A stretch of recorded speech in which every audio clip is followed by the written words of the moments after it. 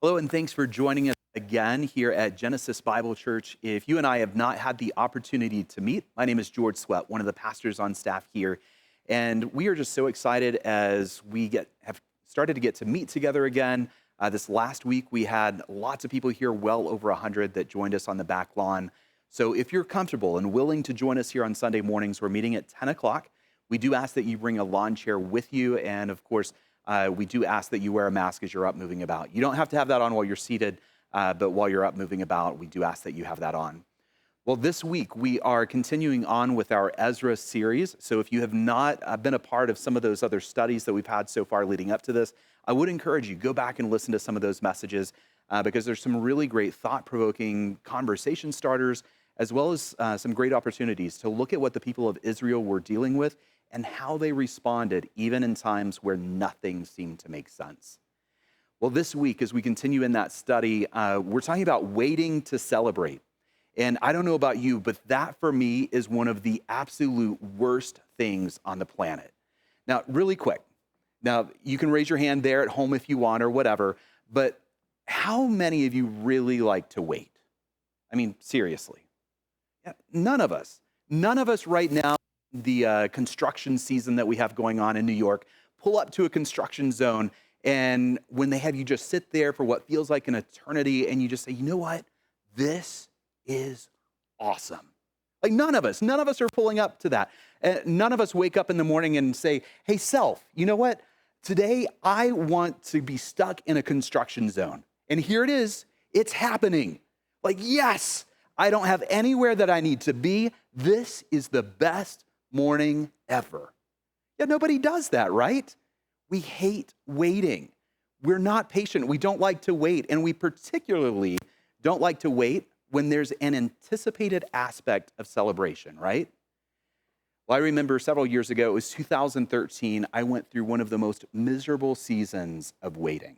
It went from July of 2013 to June of 2014, and it was absolute misery.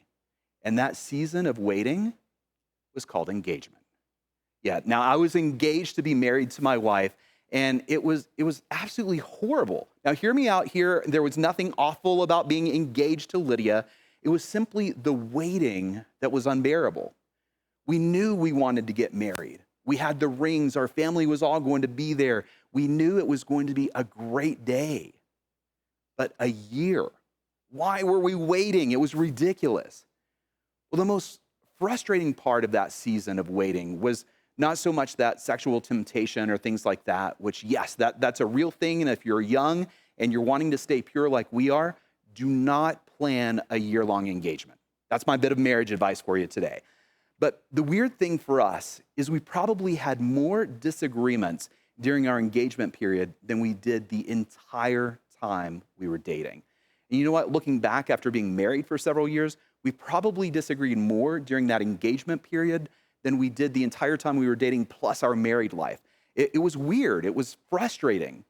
For the first time in our life, we had to make decisions that no longer just impacted or affected one person. It was now both of us at the same time. So we had this house that I had bought the day before I proposed. And so we're saving up money, trying to get ready for a house. And now every decision that we were making became, okay, is that venue that we have to rent for $10,000, is that worth it? Because that's going to mean we can't do this at the house or we can't do this other thing. And granted, we got our house at an auction and only paid $7,000 for it. So everything that we were comparing, we're like, I don't know, that costs more than our house. Do we really need that? So now looking back, it's like we can't compare things to how much we paid for our house. But every decision that we were making seemed to be this big thing of, okay, is that more important than having a bedroom? Is that more important than being able to finish a bathroom or have a laundry room or things like that? And it was just this crazy thing of anxiety and everything else leading up to our wedding day that we had to balance it all for that big wedding day. Is that more important, or what is really the important thing? It seemed like every conversation that we had was so anxiety filled. And it seemed like everything about engagement became just one more thing that we had to deal with before we got married. Well, we had some lovely friends, some coworkers, and some family that all rallied around us as we were engaged and getting ready for the wedding process. And one of the couples that I remember responded like this when they found out that we were engaged. Oh, you got engaged. Oh, engagement was so good. And then they look at their spouse and they say, oh, don't you wish that we were still engaged? No, I don't know of any married person right now that would look back and say, yeah, I wish we were still engaged. That was such a weird, surreal response because I just can't look back and go, you know what? I really miss that time.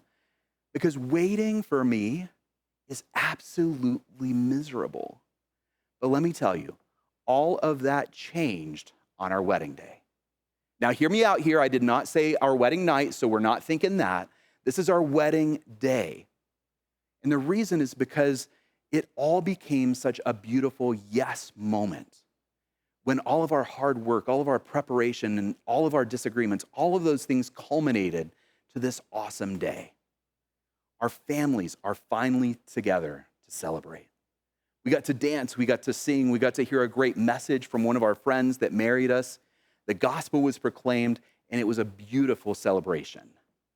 And then finally, it came time for the part I was waiting for, the food. So finally, after picking out all the food, our cake a year ago, people were finally going to get to eat the food that we had picked and prepared for them. Now, over the course of that year engagement, Lydia would ask my opinion often about, hey, what do you think about these flowers or the colors of the bridesmaids' dresses, or what about these napkins? And I'm like, you know what, honey, that's your thing. You pick that. I don't need to have an opinion. I was laser focused on the food. It's like you pick anything you want, but what is everybody gonna eat? So we picked out this amazing stuffed chicken breast that was phenomenal, these great sides. One of our friends designed and made an absolutely stunning cake that ended up being so much better than anything we could have asked for. And I could not wait for our friends, for our family, for that day to arrive so that we could finally see everyone enjoy the food that we had picked out and prepared for them. This was such a great day that reminded me so much of the faithfulness of God. You know, as I've kind of grown older and studied scripture more, I've come to realize that the only way that we can understand the faithfulness of God is if we are actually willing to go through the misery of waiting. Now, let me say that again. The only way that we can understand the faithfulness of God is if we are actually willing to go through the misery of waiting. Now, waiting is really only worth it when we know that we have something to celebrate in the end. And for us, that's the faithfulness of God. Now, if you've been a Christian very long at all, you've probably figured this out by now, but it seems like God is always in a season of preparing us for what's next. Now, if you think about it, we never really get to a point in our life where God says, okay, you're done. You have arrived, like you've taken all the steps you need. You don't have to look for me for advice anymore. No. In fact, the only point that we will no longer be waiting for God's next step for us is the day that we die and God welcomes us into his embrace. Otherwise, God's not done with us yet. So what does that look like? Well, maybe we ask God for our plan or his plan for our life. Now remember, like God's lamp is a lamp unto our feet. It's a light into our path. So what does that mean? It's not a mag light. It's not showing us what the end game is, but he shows us what our next step is. So maybe for you, it's standing there and it's saying, hey, God, what is my next step? And maybe for you, taking that first step was you watching this video today. Maybe for you, that next step or that thing that you're doing is going to be praying or having a quiet time or spending time with God every day. Maybe for you, that next step is going to be sharing your faith with somebody else. But let me tell you, when we finally feel like we've arrived, there's that big moment, there's that celebration. But what does God do? Is he done with us? No, he takes us right back to that first place that we started. And he said, okay, now we start over. Here's that next step. Now today for us, as we dive into Ezra chapter 6, we're going to be jumping into one of the greatest days or seasons for the Israelite people in all of their history. We're jumping in at this crescendo moment when all of their waiting, their anticipation, and frustration finally comes to an end, and they celebrate. Now, the thing that they're celebrating is that the temple is finally rebuilt. The temple, filled with God's presence, has been finished, and they get ready to celebrate Passover. Now, if you're not familiar with the history of the Israelites leading up to this, they've gone through what many might consider a literal hell on earth, and then heaven, and back and forth again. Now, almost 70 years have passed before this exact day in history.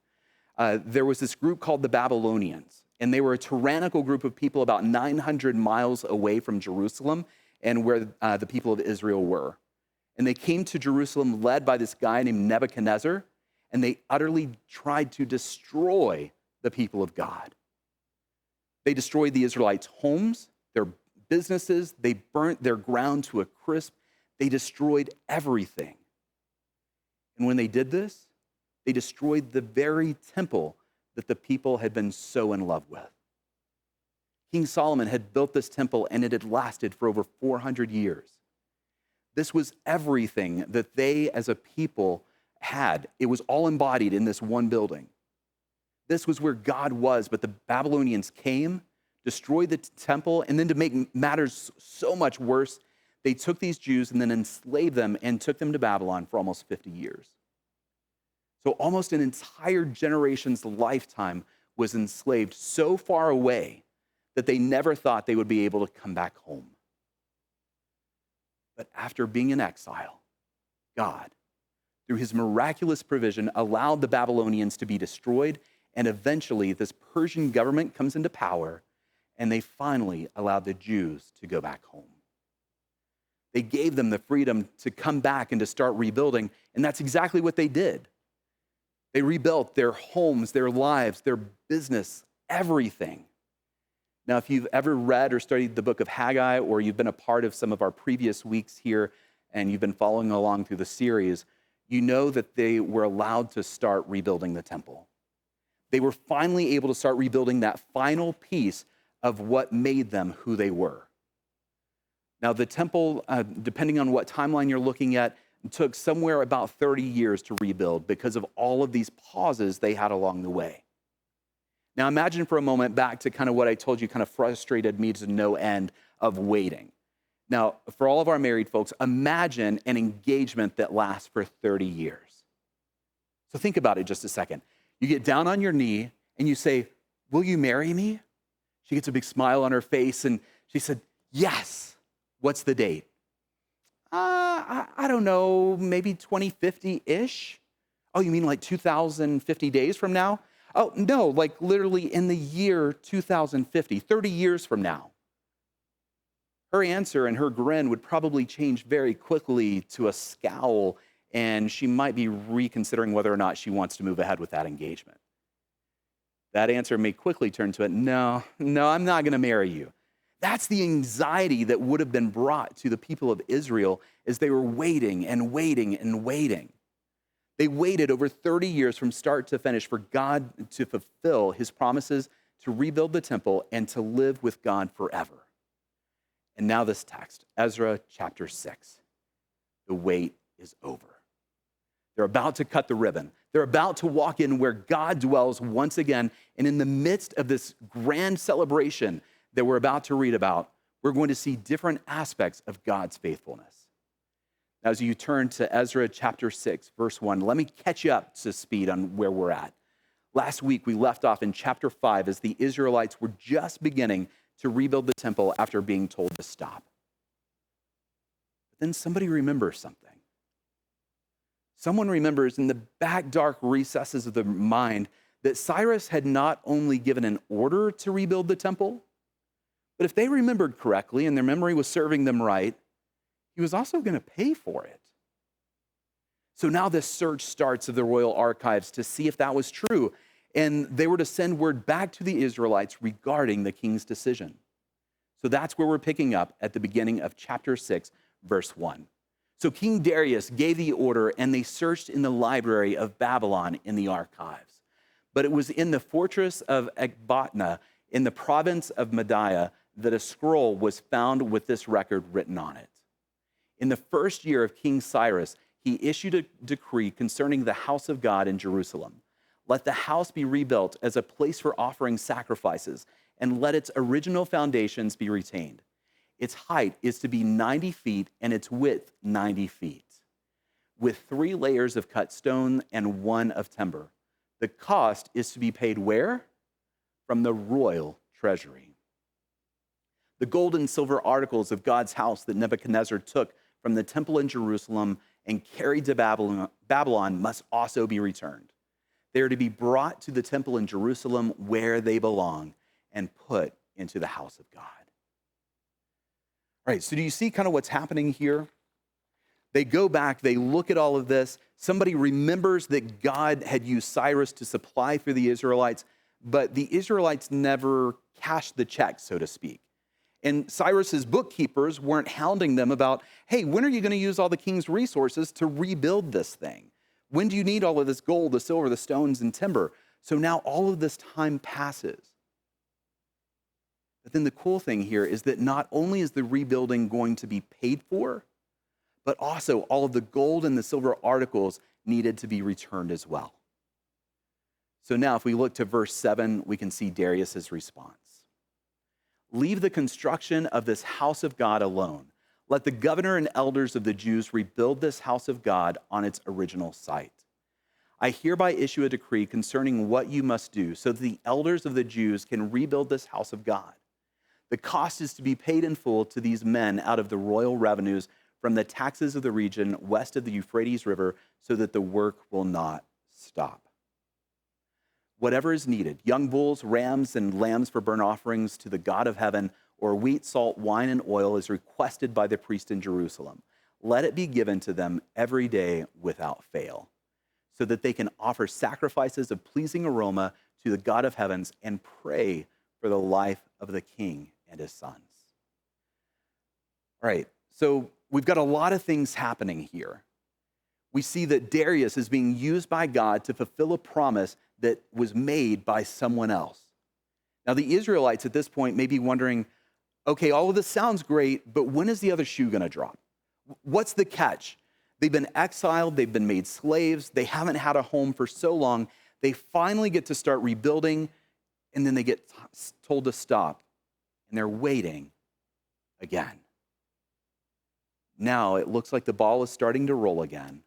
Things are starting to look good, but what if somebody else comes in and tries to start persecuting them, make false accusations against them again, or worse? So here we saw that Darius is not only going to provide the resources, but then he goes on to say this starting in verse 11.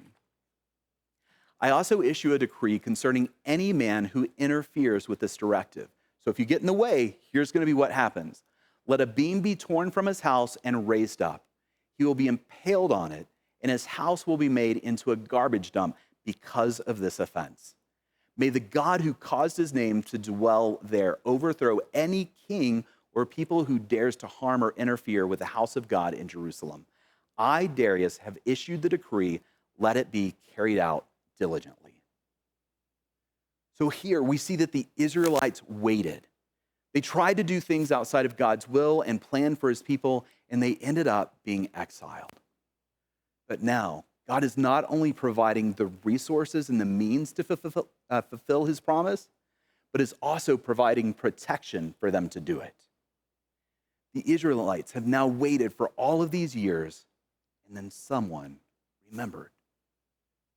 Someone remembered that God had provided a way through Cyrus all of those years before. They remembered how God had made promises and been faithful even when they had not. Now, it's easy for us today to look back at this situation and see how quickly the Israelites forgot how God had been faithful time and time again, so many times before. Even if we look back a few books of the Old Testament, we see that Moses had seen this tendency in the Israelites. So he reminds them repeatedly in Deuteronomy to be careful not to forget all that God had done. This is a way of reminding us that these things need our full attention because our default mode is oftentimes to forget. I know for me, I have to put everything in my calendar. I forget birthdays, I forget anniversaries, don't tell my wife. We forget promises. And so many times we forget how God has provided for us in the past. It's so easy for us to forget important things and how God has proven himself faithful time and time again.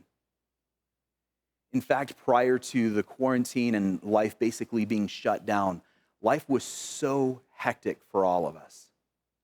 It was this fast-paced, information-driven society where the present was always closer to mind than the past.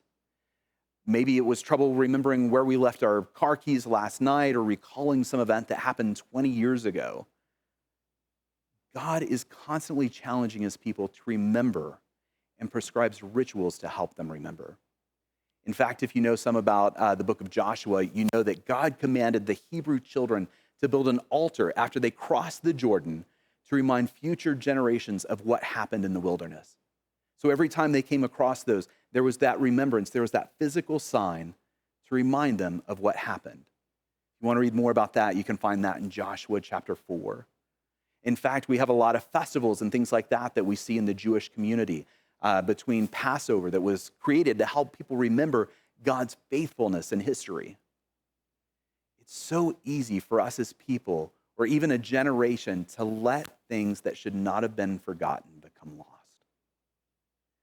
Sometimes we can so easily forget good moments or those moments that God was faithful and just start zeroing in on our hurts. Those times that we feel like other people have betrayed us or let us down, or those times that we've suffered. This kind of reminds me of the old adage that a lot of people contribute to being in the Bible, but I've yet to find it, and that's forgive and forget. Yeah, we've all heard that, right? Now, I don't know about you, but I so badly want to try to forget some of those bad moments. I try to put those good memories, those good times to the front, and there are so many times that I've prayed and asked God, like, God, let me forget about that certain moment or that thing that was done to me or that thing that this person did, but it's still there. And the thing is, I think that even though we forgive, God allows us to remember those moments for two reasons. Now, please know, this is Pastor George talking. This is not something that you're going to be able to find in the Bible. There may be some allusions to it, but this is Pastor George talking. I think that God allows us to remember those things so that we don't continually put ourselves in those situations to get hurt. If we couldn't remember those bad things that happened, we would always be going back and putting ourselves in that same spot over and over again. But also, I think God allows us to remember so that looking back, we can see that even in that bad situation, even in the worst of times, God was still there. And God can use those deepest wounds and those darkest hurts for his glory. So far today, we've seen that we need to wait when God says to wait. We need to pause sometimes and remember, even when it's painful, to look for how God has provided in the midst of even some of our darkest situations. But finally, we need to take some of those moments to worship and to celebrate. So let's pick back up in Ezra 6:13 to see what the Israelites do right away. Their act of celebration, what do they do to consummate this whole temple experience? So we're going to be taking a look at verses 13 through 18. And what happens here in verses 13 through 15 is some historical information, and then we talk more about that celebration in verses 16 through 18. So here in 13, then Tatani, governor of the region west of the Euphrates River, Shethar-Bozenai and their colleagues diligently carried out what King Darius had decreed. So the Jewish elders continued. Wait, you know what? Before we get too far on that one, let me kind of break that down because can we go back to 13 there? That's kind of a weird sentence and it may not quite make sense. So basically what we have happening here is Ezra is trying to tell us is Haggai went and preached to the people of God and he said, you need to rebuild the temple. Go. You need to make God a priority. Like, go make this thing happen. So what happened then was all of the Israelites and their leaders started building, but they still needed the thumbs up.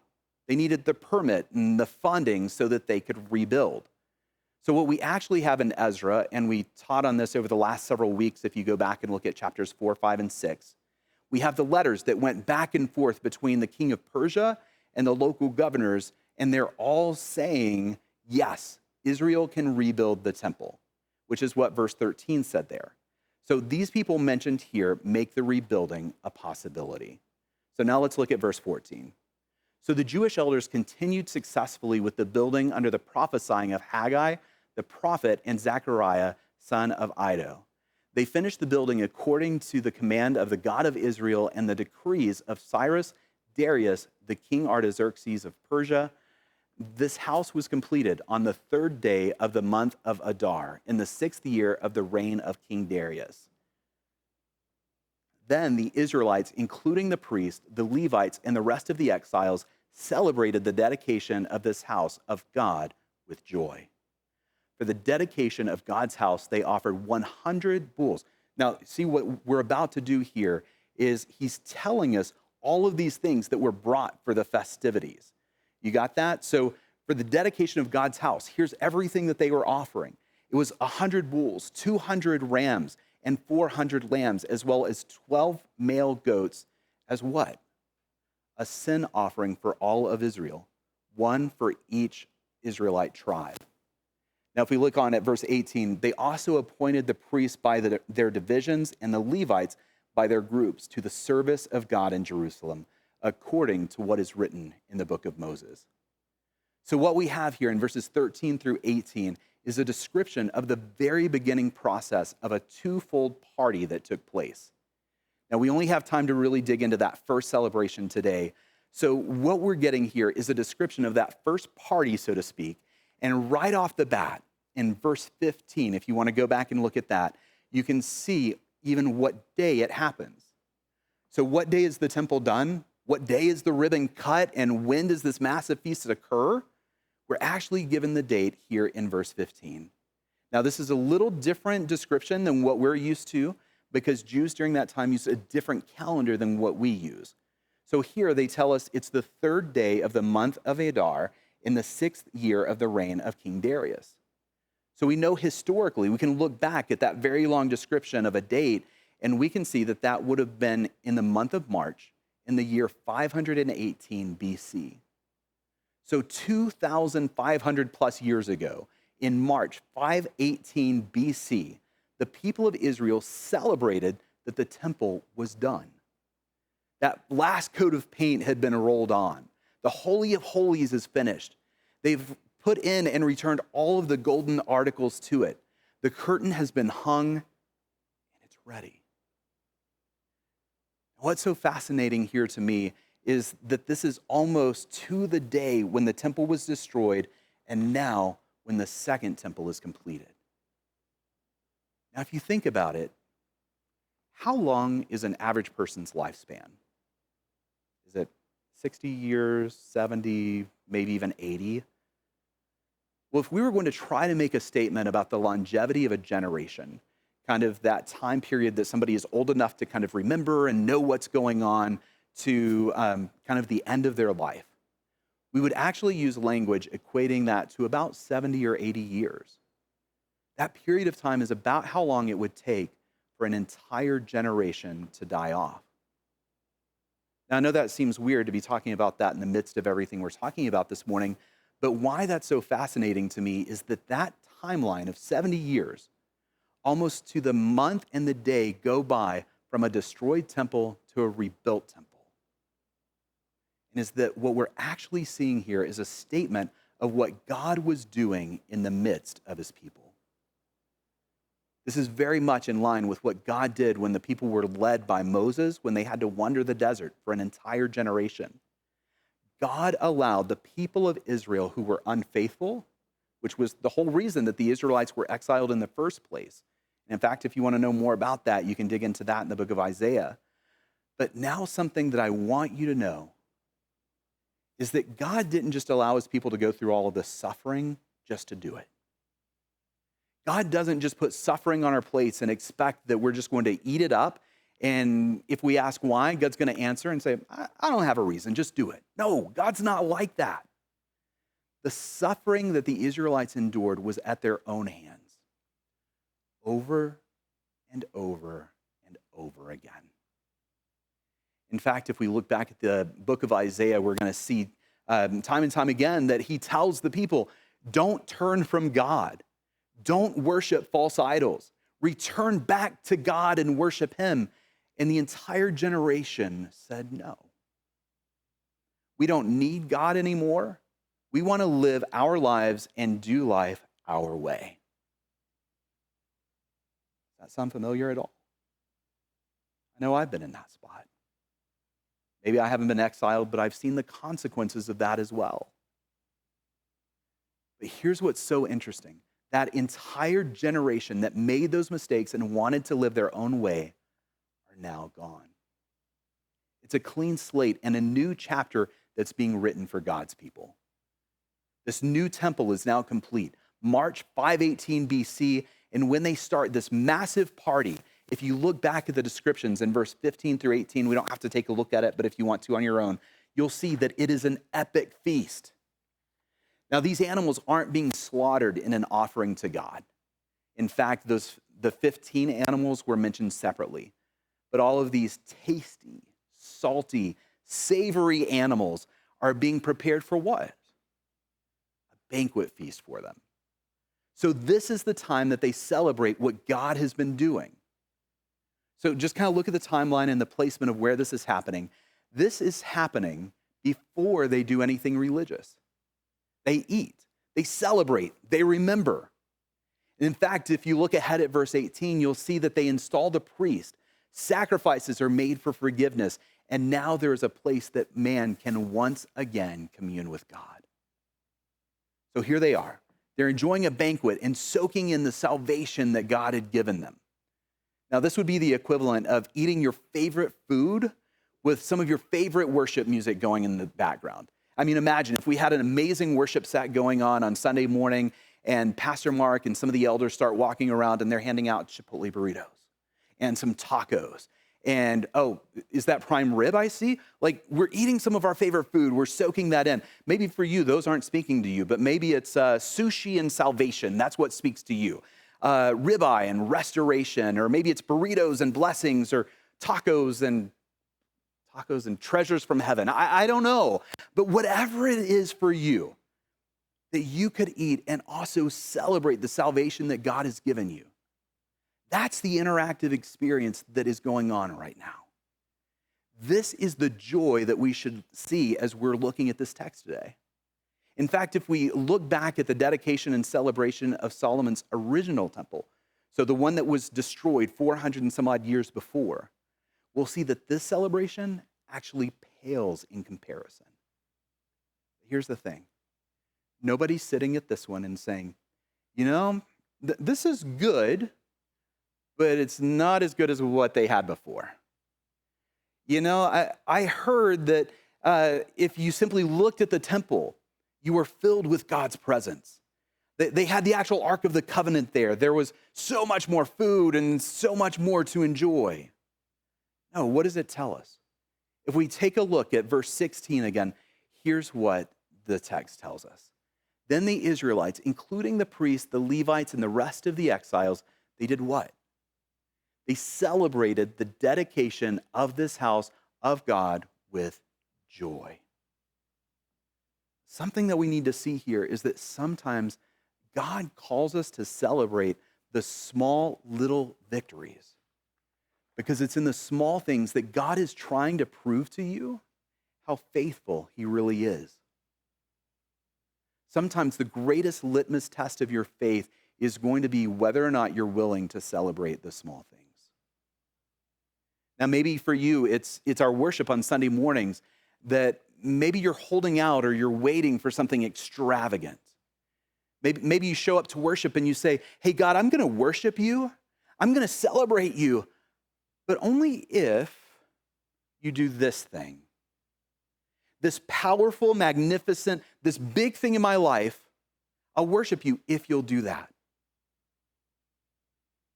Maybe for you, you wouldn't break it down that simply, but maybe for you, you feel like you're holding back some of that, waiting on healing. Maybe it's restoration, or fullness, or forgiveness.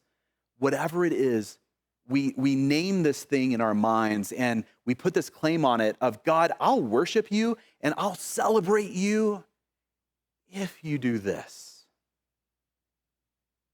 that problem with this view of God is that in our mind, we simplify God to being this divine vending machine that is simply there for our joy. Hey, God, I'll celebrate you when I put in the right letter and number combination and you give me exactly what I want. But instead, God's there and he's saying, but wait, I'm going to be faithful to you.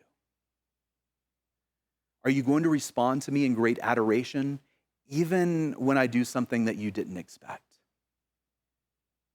What if I do something that you didn't anticipate? What then? I know we all love that story of Exodus, right?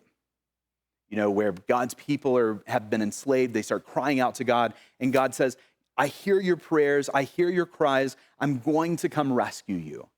So what does God do? He conquers Pharaoh, he splits the sea, he destroys their enemies, he guides them by fire and provides for them every day. In fact, if we skip ahead a little bit in that story, we see what God shows them. Hey, Israel, while you wait for the promised land, I'm going to give you manna day by day. I'm going to give you provision from heaven for what you need every day. If you collect too much, it's going to rot.